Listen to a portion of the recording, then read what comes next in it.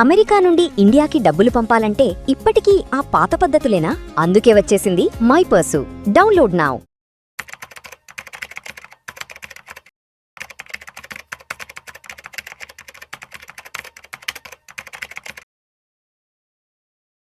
ప్రేక్షకులకి మీ రామచంద్రమూర్తి నమస్కారాలు.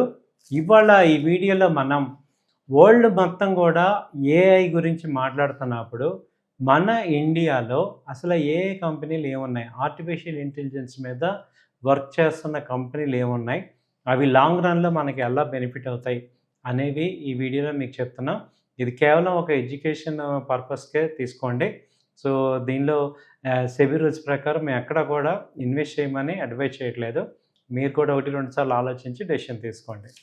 ఫస్ట్ ఏంటంటే ఏఐలో అనంతరాజ్ కంపెనీ అని ఉంది. ఇది ఏంటంటే ప్రెజెంట్ రేట్ వచ్చి 500 దగ్గర ఉంది. అంతకుముందు హై వచ్చేది 750 దాకా వెళ్ళింది, లో వచ్చి 400 ఆ రేంజ్ దాకా ఉంది. So Anantharaj first AI company. తర్వాత నెట్ వెబ్ వచ్చి ఇప్పుడు ప్రెజెంట్ ఇది 4200 ఆ రేంజ్లో ఉంది. సో అంతకుముందు లో లెవెల్స్ చూసుకుంటే ఇది లాస్ట్ ఇయర్ వచ్చి 1400 ఉంది. లాస్ట్ ఇయర్ ఎగ్జాక్ట్గా ఏప్రిల్లో 1400 ఉంది. ఇప్పుడు దాదాపు 4000 ఉంది. ఈ మంత్లోనే 4900 నుంచి ఇప్పుడు 4000కి వచ్చింది. సో లాస్ట్ టైం 3000 కూడా ఉంది. అలా నెట్వెబ్ టెక్నాలజీస్ కూడా బాగా హై బీటా స్టాక్ 4000 ఆ రేంజ్లో ఉంది. తర్వాత ఏంటంటే ఇప్పుడు టాటా ఎలక్సీ అయితే ప్రజెంట్ 4000 ఉంది. అంతకుముందు 10,000 దాకా వెళ్ళి మళ్ళీ వెనక్కి వచ్చింది. ఇది కూడా ఏఐ ట్రేడ్ సెంటర్. ఆ తర్వాత ఇన్ఫోసిస్ కూడా ఇప్పుడు ఏఐకి కన్వర్షన్ అవుతుంది.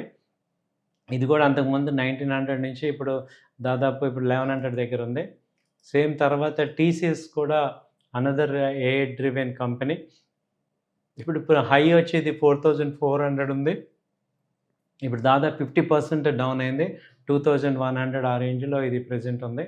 సో అలాగే కేపీఐటీ టెక్నాలజీస్ కూడా నెక్స్ట్ కంపెనీ. ఇది కేపీఐటీ 2000 నుంచి ఇప్పుడు 730, 740 దాకా ఉంది. సో కేపీఐటీ కూడా ఏఐ టెక్నాలజీస్లో ముందుకెళ్తుంది. అలాగే ఓఎఫ్ఎస్ఎస్ ఒరాకిల్ ఫైనాన్షియల్ సర్వీసెస్, ఇది కూడా ప్రెజెంట్ 9200 ఉంది.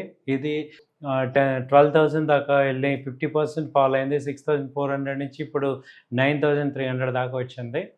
తర్వాత మోస్చిప్ అనే కంపెనీ. మోస్చిప్ వచ్చి ప్రెజెంట్ 200 ఉంది.